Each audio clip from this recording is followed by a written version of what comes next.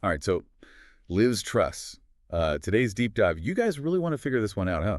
Seems like everyone's got an opinion, but no one's quite sure what to make of her, especially after that, well, whirlwind time as PM. Yeah, she certainly left her mark, didn't she? Even if it was the shortest premiership ever. Makes you wonder how much impact you can really have in just 49 days. Seriously.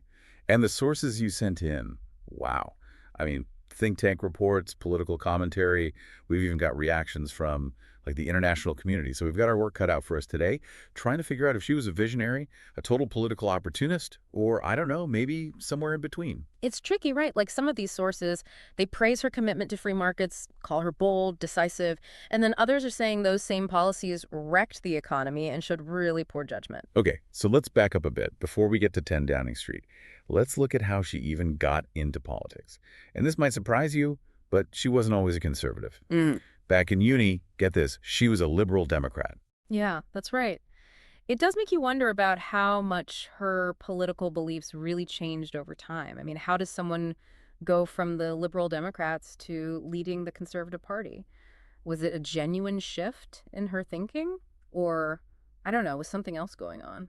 And then, 1996, boom, she switches parties, joins the Conservatives, and after that, her rise was, well, pretty meteoric. I'd say so. Look at the cabinet position she held. Environment Secretary, Justice Secretary, clearly knew how to climb the ladder, right? Yeah. Shows ambition for sure, but also, you have to admit, she was pretty good at the whole political game. Yeah, no doubt. And then, of course, we've got to talk about Brexit. Because at first, she was campaigning for Remain, right? But then, after the referendum passed, she becomes this huge Brexit supporter. And that's where things get really interesting, right? Because on one hand, you could say, oh, she's just an opportunist, jumping on the winning side. But then you could also argue she was just being pragmatic, adjusting to the new reality. It's like, which interpretation feels truer to you? It's something we'll have to look closely at as we go through all this. It's definitely a pattern with her, making these big moves, sometimes changing course, but always seeming to, come out on top. But then there's her leadership campaign. Specific promises about tax cuts, deregulation, and a focus on economic growth. Ringing any Oh, bells? yeah, that's classic Trussonomics, right? This deep belief in free markets, minimal government intervention. It's almost like that's what defined her as a politician. The question is, did it actually work? Well, I mean, that mini budget didn't exactly go as planned, did it? You had the pound plummeting, interest rates going through the roof, markets freaking out, and even the IMF criticizing her. And yeah, that's where those criticisms of Trussonomics start to, make more sense. In theory, it might have sounded good to some people, but in practice, it kind of backfired. A lot of the sources are pointing out this gap between her free market ideals and the actual impact on people's lives. So was she just really convinced her approach would work? Or was it more about ideology than, the actual practical side of things? That is the million-dollar question, isn't it? And I think we need to dive a little deeper to try and answer it. And it wasn't just the economy, right? Those sudden policy U-turns, they really made her look, well, kind of shaky. Yeah, like when she backtracked on that whole plan to get rid of the 45% top income tax rate. I mean, sure, policies changed, but that just looked like, well, weak leadership, right? When she was trying so hard to project this image of strength. Exactly. Even people who initially liked the tax cut felt like, well, betrayed. It makes you wonder if she could even make up her mind, like, did she really believe in her policies? It does make you wonder, if she was so sure about these policies, why the sudden backpedaling?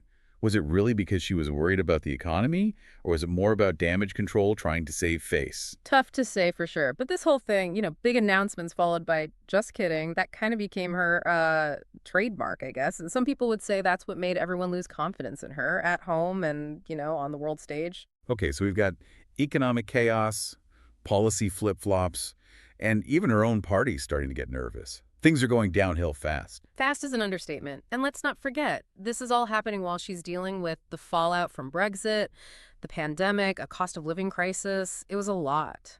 So is she just dealt a bad hand? Or did she make things worse? I mean, some of these sources say she was trying to make these radical changes, and the system just wasn't ready for it. And then others are saying, well, those radical changes were just bad ideas. Like it was more about sticking to her ideology than actually being practical.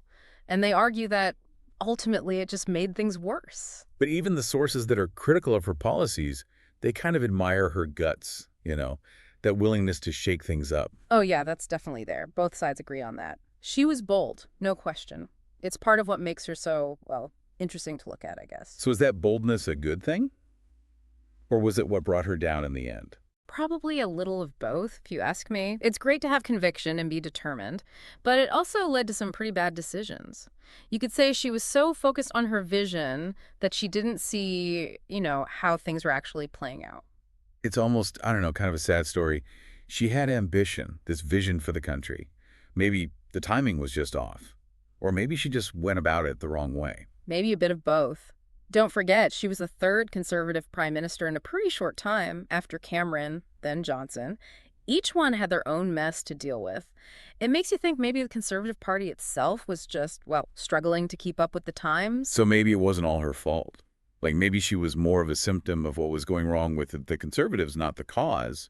Some of these sources are saying there were these deep divisions within the party, like she was only in power because of circumstance, not because people really supported her. Yeah, that's a good point. It's possible they chose her because she wasn't Boris Johnson, who was, well, let's just say not popular.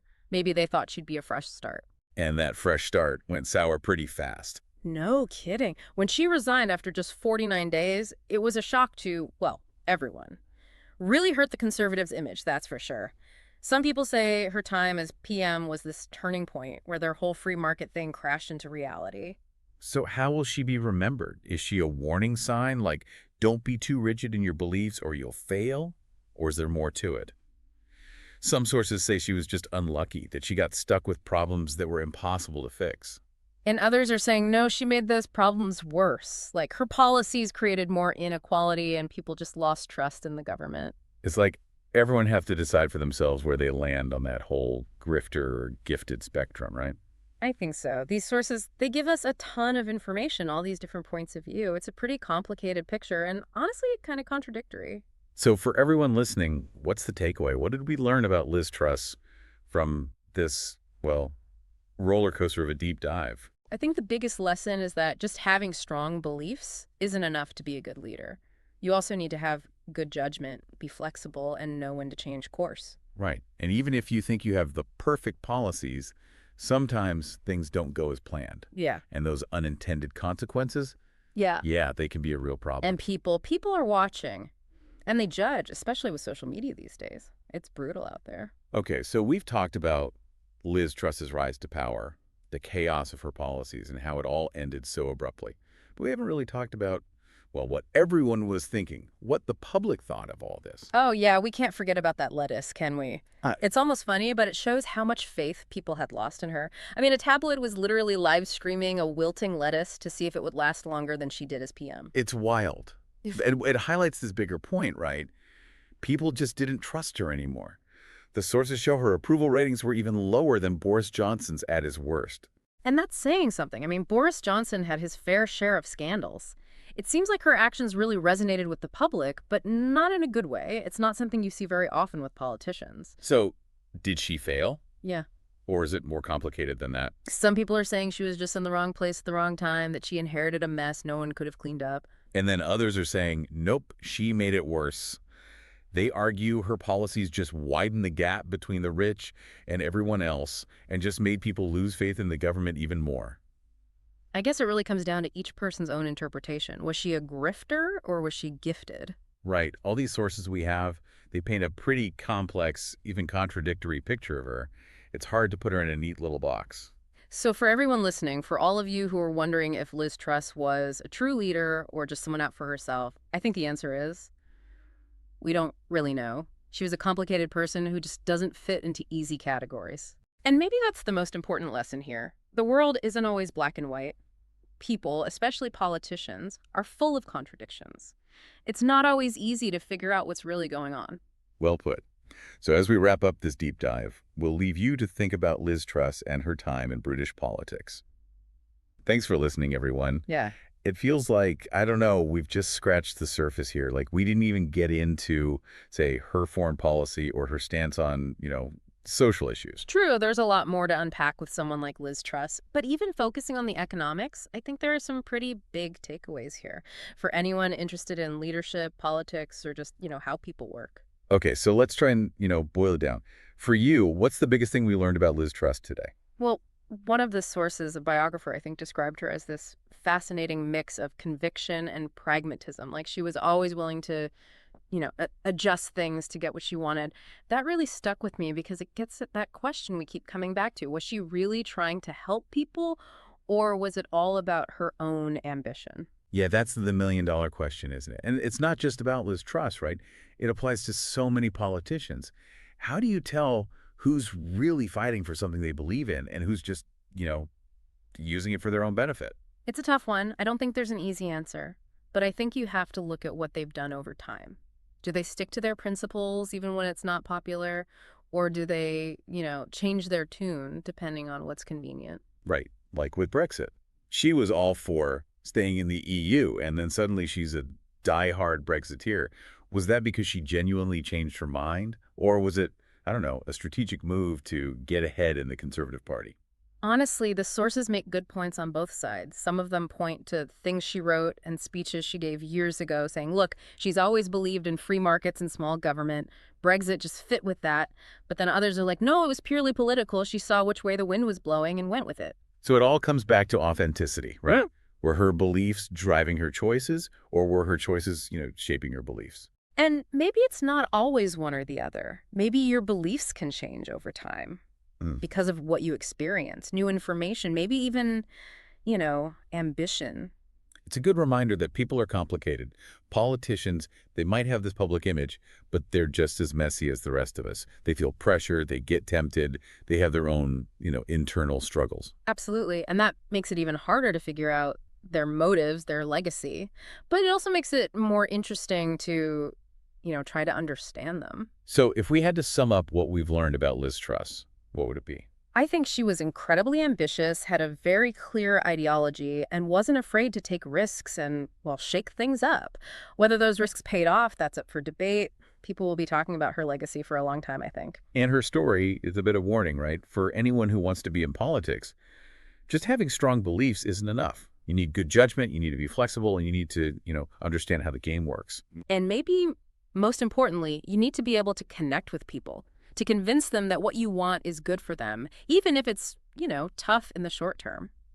And that, I think, is what Liz Truss struggled with, despite everything else she had going for her.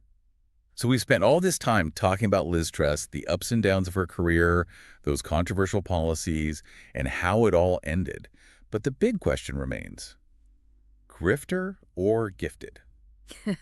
Honestly, I don't think we can say for sure. It's a mix of both, really. You're right. It's up to each person to look at the evidence, consider the different viewpoints, and decide for themselves. And that's what I love about these deep dives. It's not about giving you all the answers. It's about making you think critically, getting the conversation going, and encouraging you to, learn more on your own. And with someone like Liz Truss, well, I think there's a lot more to be said. Her story is going to be part of British politics for years to come. People will be talking about her, reinterpreting what happened, especially as more information comes out. So for everyone listening, if you're still trying to figure out if Liz Truss was a visionary or just someone who, saw an opportunity, I think the answer is it's complicated. She was a complex, contradictory person. It's not that simple. And maybe that's the most important takeaway here. Things aren't always so black and white.